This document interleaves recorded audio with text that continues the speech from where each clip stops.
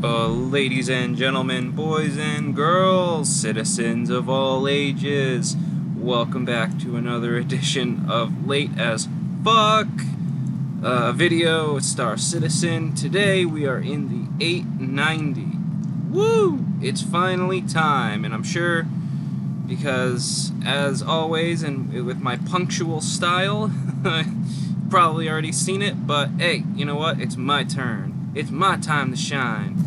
And we are going to take a walk around the 890, and we're probably going to do, excuse me, some jarring video shots just to make sure.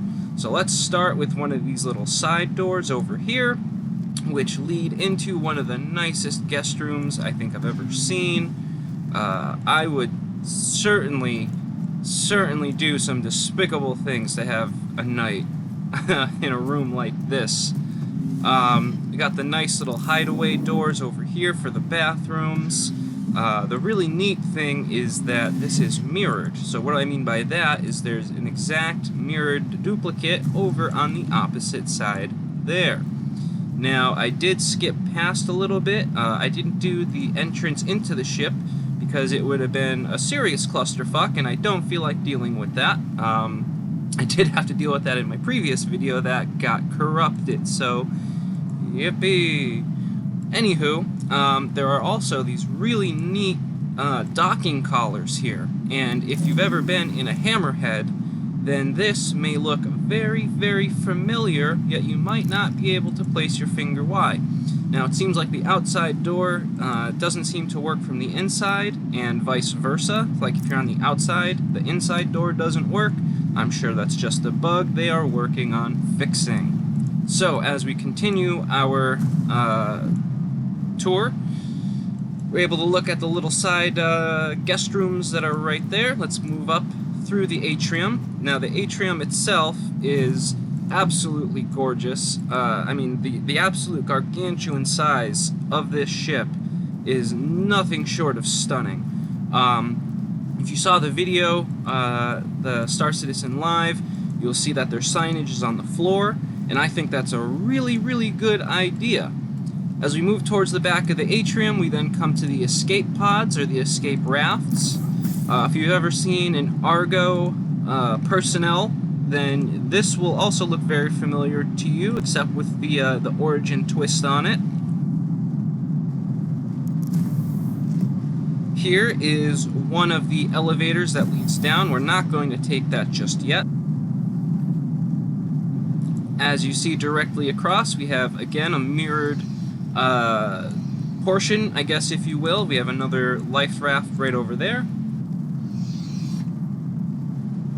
Then, as we move towards the further back of the atrium, we get to the jacuzzi and all of the other high-class amenities. Of course, in the jacuzzi at the bottom, there is a aquarium. There are no fish in it currently, but they plan to be. There are all sorts of really neat little effects and items that really make it feel as though it's lived in and has been curated of sorts. We move down. We have the very interesting looking bench with the towels. No, the towels are not interactable, but the bench is. We then have the sauna / steam rooms in the back here, which again are really, really neat. I hope they actually put gameplay into this, where like if you go into the sauna or the steam room, you know, for every minute that you're in here, you get like a 10% bonus to your health for X amount of time, or 10% stamina, but it compounds, so you're in there 5 minutes, it goes up like 50%, something like that. That would be really cool. In the back here, we come to like the little shower areas. You know, maybe you get out of the pool or the jacuzzi, you want to rinse off. Speaking of the pool, if we go all the way to the back, you will see that there is in fact a pool. Now, the cool thing about this pool is it is not a death pool, i.e. unlike in Hurston, don't mind the visual graphics, unlike in Hurston, if you walk into this pool, it will not automatically kill you. From my understanding, if you don't have a helmet on and your head submerges, then yes, you will suffocate like a baby thrown into a lake. Of course, what pool would be complete without lounging stuff? I can't think of the word for what these are called. Chairs? Lounging chairs? Sure, lounging chairs. Well, they're bigger than chairs. Alright, you know what I mean. Those things. The things that you lay down in and you lounge. Another nice thing that really shows the opulence, there are plants adorned all throughout the ship. If that doesn't say high society, then you, my friend, are. High, that is. We then come up to the back, again, where there are more elevators. This thing is just sprinkled with elevators. They are all over the goddamn place. And I, for one, like it. I like that there are multiple ways to traverse and walk around. So we now find ourselves back at the atrium, and now we are going to head up the stairs.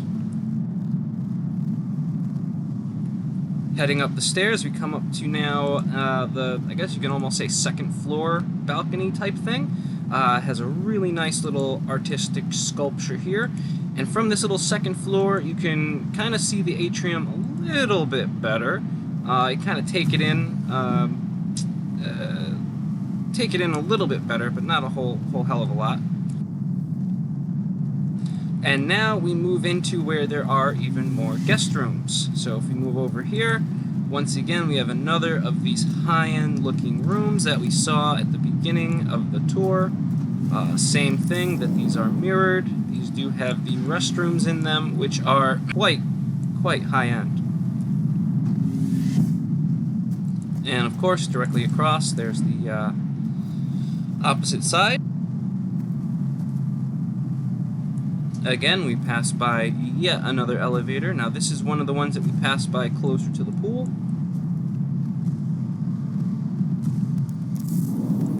And here are one of the bathroom sets. And of course, on the opposite, the other. Moving right along, we get into the bar area, and I've got to say, this is one of the nicest bars, I think, in the entire game. I mean, the view alone, stunning. Absolutely stunning. Go behind the bar, and, I mean, this, good God. Even got the peanuts. Now, if you watched Star Citizen Live, you will know that the metrics that they did for the new upcoming bartender animations and stuff will supposedly work according to this metric. So who knows, perhaps we'll be able to hire AI bartenders someday. I don't know, you know. Looks like got like a little cash register area, and then of course we have the glasses. These are some neat items, I gotta say. These look really, really nice.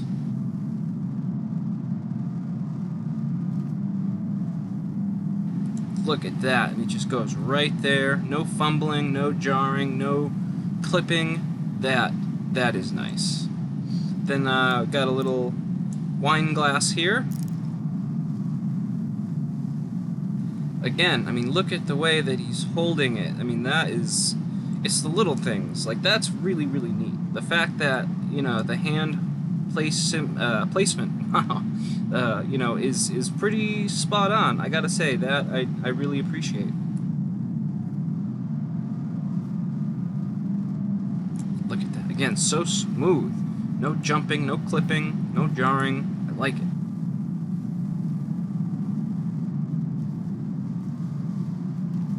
And of course, no bar would be complete without being essentially fully stocked with liquor.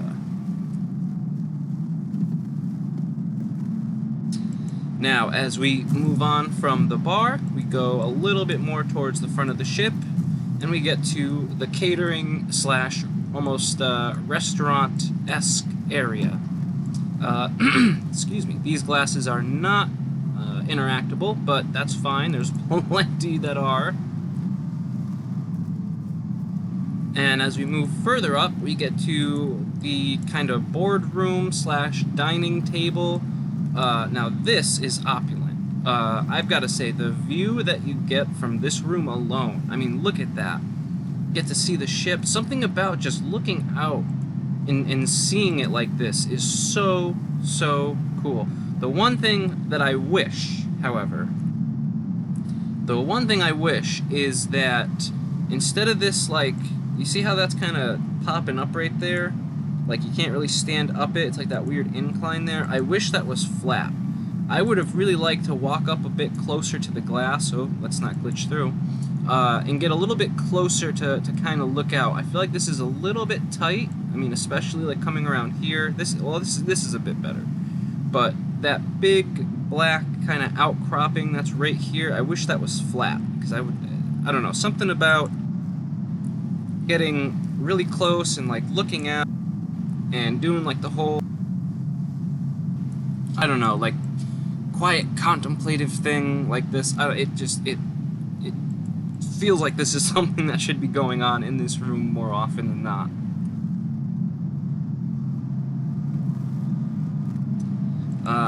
Let's see, what else? That's a nice little feature here. I like that you can kind of see through.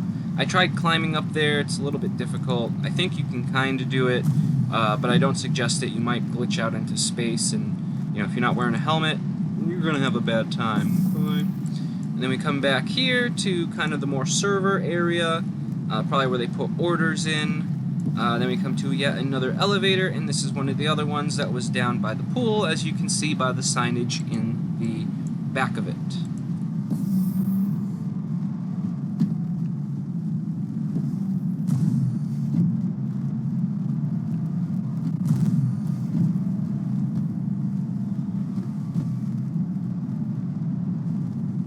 Now we found our way back out to the atrium, and we are going to climb the stairs yet again. And at the top we have another almost like lounge area with, again, just absolutely stunning views. I can only imagine the type of views that you can encounter in this type of a ship. And one thing that I noticed that I really like is you can, in fact, run up this little side thing where it looks like stairs. And this would be a great vantage point if somebody were to board your ship. Just kind of hang out here in the top corner, and then when they start coming up the stairs, boom, boom, boom, boom, boom. You've got a perfect kill shot angle. I mean, look at that. Just looking straight down. It's grand. I love that. I love that you're actually able to venture up to that area. And again, the ship does a lot of mirroring. I'm not against it. I don't think it's a bad idea. I think it's good, especially for symmetry. But again, on the opposite side, the same lounging area, literally mirrored. We are now going to move to the coup de grace. Wait, is that right? I don't know. The crowning achievement, the crown jewels. Not the family jewels, the crown jewels. the bridge, or at least the main bridge. And here you see you've got the nice, what do they call that? The globe. Obviously it's a globe. Navigation globe, is that what it is? Very interested to see how this is going to work once it comes online and is completely functional. If you've ever been in a 600i, then this bridge should look somewhat familiar. Of course, we have the captain's seat right there, the slightly elevated one, the two co-pilot seats. Now, what's interesting about the co-pilot seats, the right one does all of the remote weaponry turrets, while the left one does the remote PDS, the point defense system, like missile systems. Now we will get into the cockpit itself just to take a quick peek at what that is like. Now, keep in mind, there may be some textures that don't load in correctly because the... Thank you. Some things may not load in properly because of the LODs, so just keep that in mind.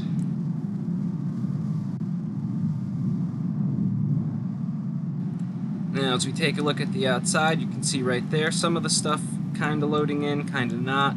But this ship is stunning. I mean, the size of this beast. you've basically got to have like an ultra-wide monitor to keep it all in one shot.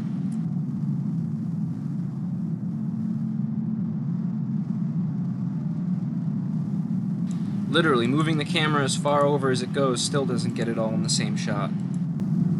Okay, so from there, oh, actually, before I go, there are some component rooms that are going to be right here, or room for components. Let me rephrase that. These are going to pop out right here. And then we're going to move to what is essentially the rear of the ship. And it is one of the more nicer rooms, if you will believe that. So this is where it gets cool, because when you first come into this back room, again, it looks like, oh, it's just another lounge area, you know, again with the mirrored symmetry. But then you walk down these little stairs here, again, a beautiful view out the rear of the ship. You then have these nice little hideaway rooms, again, directly above the engines. You got the nice little bar area back here, like kitchenette area. You're gonna have your nice little dining table. Go back here to where the bedroom is. It is absolutely gorgeous. This being the master bedroom, I can only assume this is where the real big spenders are going to be taking their voyage. One thing I find interesting is this painting here. It kind of looks like a creature I know. Maybe a cacodemon? Huh? Doesn't that look like a cacodemon from Doom? I'm, you know, that's none of my business.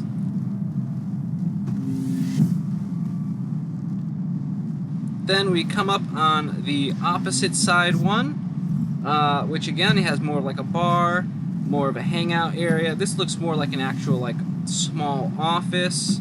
Again, with very interesting artwork and all the nice little doodads, whatchamacallits, who'samawits, and things of that nature. Even I'm starting to get a little lost. Now we find our way back at the atrium, looking at the forward of the ship, and again, my god, the views that you get. Now, one thing I gotta say, this is an expensive-ass ship. This ship is $890.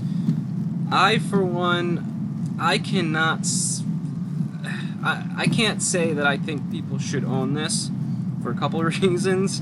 One, it's absolutely absurd price. Two, just like SIG has been doing, there is no pilot weapons. So as the captain, as the pilot, you have to rely on your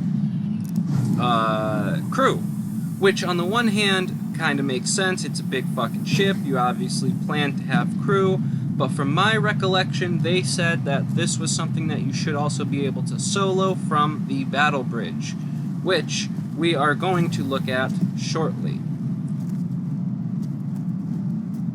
Now, quick disclaimer, we are in the more bowels of the ship. There's a good chance I'm going to get lost. I've only walked around this bitch a couple times. So first, let's hit the med bay, as this is one of the first items we have now come across. I was hoping there would be like x-ray things here, like in the promos, but not a big deal. Walk into the actual med bay itself, and I'm not going to lie, I was kind of expecting more than just a CAT scanner. Like, to me, this looks like a smaller CAT scan. I was kind of expecting a few more beds, especially for a ship this size. You can't really do anything on the little monitor thing, and there's no real reflections yet. But I, for one, was expecting at least 2 beds in here. But hey, you know what? It's one of the first real med bays that is in-game, so I'll allow it. Moving on, we go into the more guest area, the waiting lounge, as you can see from the signage on the wall there. This is more utilitarian with a touch of luxury, and I gotta say it's quite nice. And now we make it in to one of the more interesting spots of the ship, the hangar. Now, the hangar technically has 2 pads, 2 extra small pads, and you can see right here the 2 pads, 1 and 2. Now, you can fit a relatively large ship on this one pad, and it will take it, and it's pretty nice. This ship is actually able to ferry a wide variety of different ships. That is one thing I will say. This is going to make a pretty decent carrier depending on your fleet. We now look at one of the turret excuse me, one of the turret access elevators. Gonna go up to the turret now.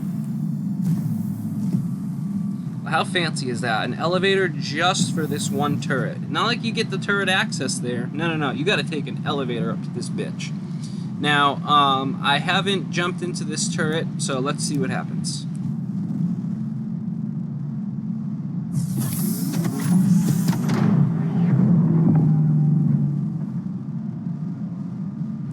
Ooh, you fancy, huh?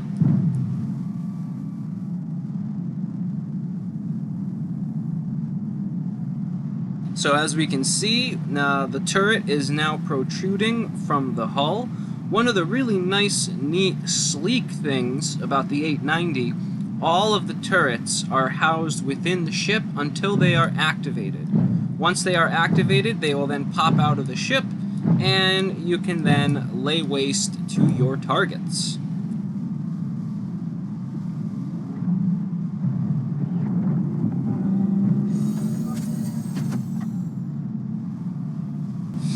Alright, back into the hangar.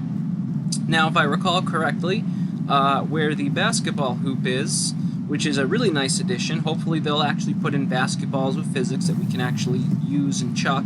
Again, another turret. Now, this one doesn't have an elevator. It's not as fancy. This is just direct access. But, you know, whatever. It's okay. You know, why not? Got some EVA suits along the side there. Come into like a little bit of a game room where there's a pool table, the pool cues, elevator, cabinet. No, you cannot play pool just yet. I did try. I'm hoping that they're going to somehow physicalize this and we'll be able to actually play pool. That would be something really cool to do while you're flying around waiting. Same with maybe putting like Snake or Pong or some game in the public domain onto these little things. I think that would be a really, really, really neat idea. Come on, Sig, do it! Do it! Then move into what I can only assume is the crew quarters, because these beds look very Spartan. You know, there's just a bed, what looks like closets, because you can see it's got a little clothes hanger on there. No, these don't open. When I first came across these, I was like, these are the guest rooms and the guest bathrooms? What the hell? But of course that was before I really explored. Oh, that's really cool looking. Of course that was before I really fully explored the ship, and I can now say with full confidence these are the crew quarters and the crew area, which is actually quite nice. This is much better than the 600 Eyes crew quarters, which were all just open beds, which I think was a really bad idea. I hope they update it to something more like that, because, I mean, who wants to be sleeping, you know, literally within eyesight of your crew, you know? Sometimes you want some private time. Sometimes you want to do some things that you don't want your coworkers seeing. Now we move into what I can assume is the main kitchen, or the crew kitchen. I'm not really sure. It's one of them. This is probably the main kitchen, because, I mean, this looks very, very fleshed out, you know? Like, they've got the really neat magnetic knife holders, and there's peppers and, you know, fruits and stuff all over the place. We can then go back into, like, the freezer back here, or at least what I assume is the freezer. Kind of has, like, a freezer feel to it. Now we're going to move right along. The battle bridge. Now, this is kind of neat, but a little sparse at the same time. Let me explain. So this is the battle bridge. This is where the captain would be, the pilot. And then it follows the same kind of doling out convention, where left does the PDS missiles and right does all of the remote turrets. I would think, if anything, in the battle bridge, that the pilot should have a couple of remote turrets access to them. However, the holographic display for piloting does not work. Let me show you.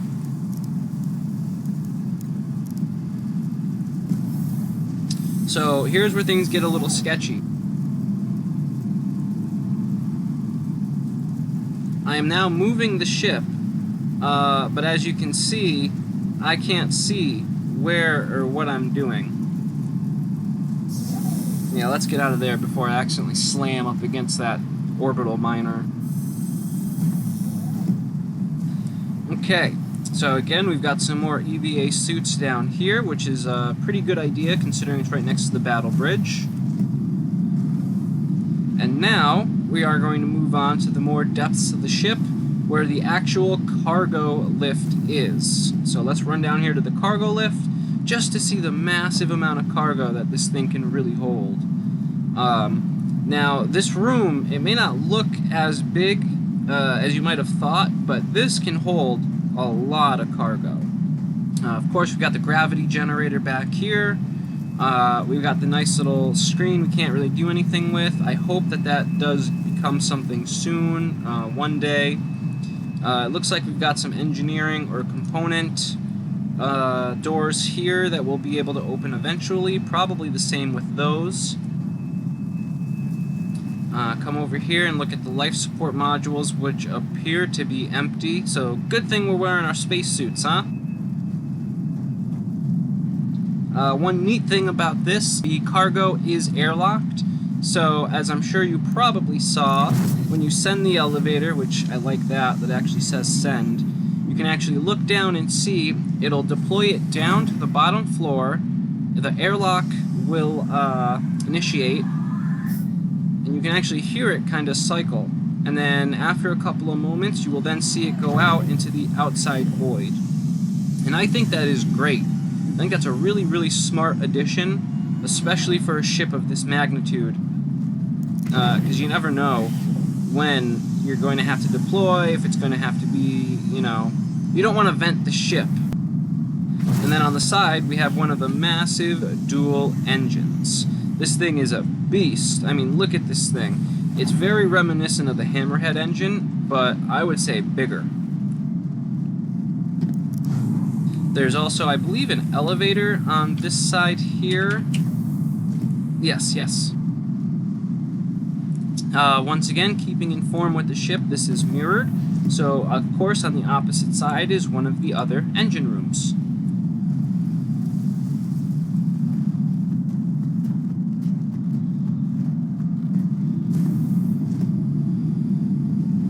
Moving right along, we then get into the weapons rack area, where there are a bunch of weapon racks.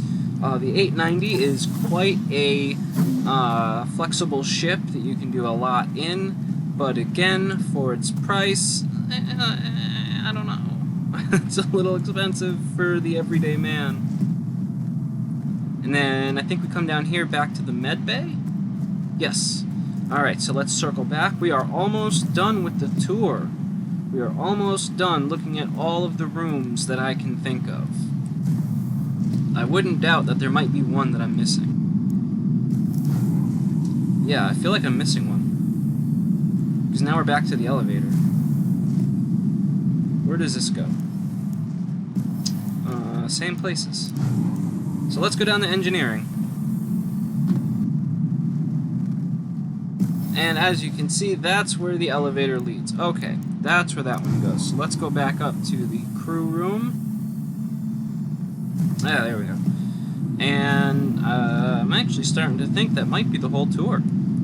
And yeah, we are now back essentially at the atrium. Alright, so that is essentially the 890 jump.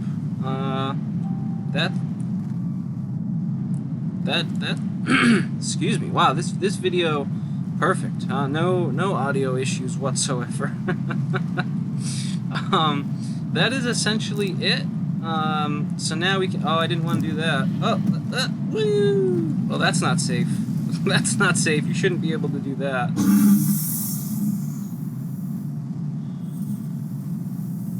Let's take a look at the exterior. I can't believe that worked.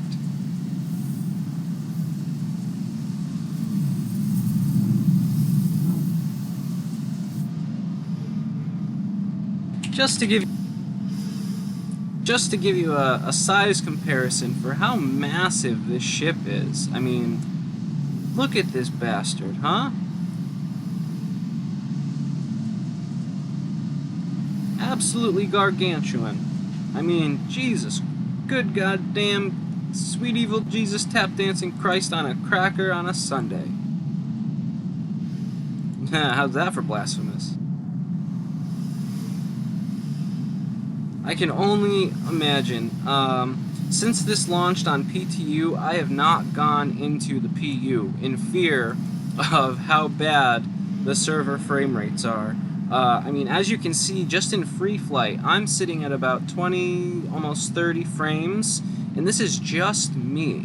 Normally, when I'm in free flight, I'm at over 100 frames, especially if I'm not doing, you know, Pirate Swarm or Vandal Swarm. So I am nervous to see the kind of stress the servers are under with this type of gargantuan beast in there.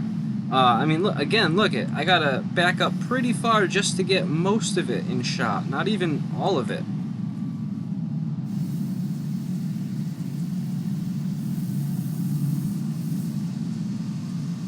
Look at that. Gotta go almost 180 meters away just to get this thing in shot. I mean, this is a massive, massive ship. I can only imagine. So, a couple of things I really hope that SIG does with this ship. I really, really, really hope that with the battle bridge, they give the pilot weaponry access, some access to some of the remote turrets, because that's the idea of a battle bridge. At least that's what it sounds like. I can kind of understand if you're just voyaging around, but not really. I mean, this ship has plenty of turrets. You could easily afford even just one turret to the pilot. That's it, just one. I'd be happy, just one. This thing is slow enough. You could easily put one or two turrets to slave it to the pilot, instead of all to the co-pilots. I feel like that's a lot for one man to do. That should be split up a little bit more evenly. But that's my 2 cents on the 890. What do you think? I want you to tell me down below in the comments. What are your thoughts on the 890? Is this a ship that you own? Do you plan to pick one up during the anniversary sale or when this eventually goes on sale for its live flight release? Do you already have one? Do you agree with me? Do you think that the pilot should have weapons? Or do you think, no, this is a multi-crew ship, you should rely on your crewmates? Let me know down below in the comment section. I'm actually really, really interested to know. But other than that, I'm sure this has been a long-ass video. Thank you very much for sticking with it all the way to the end. If you have any questions, comments, concerns, leave them shits down below in the comment section. I'm always very keen to see what y'all have to say.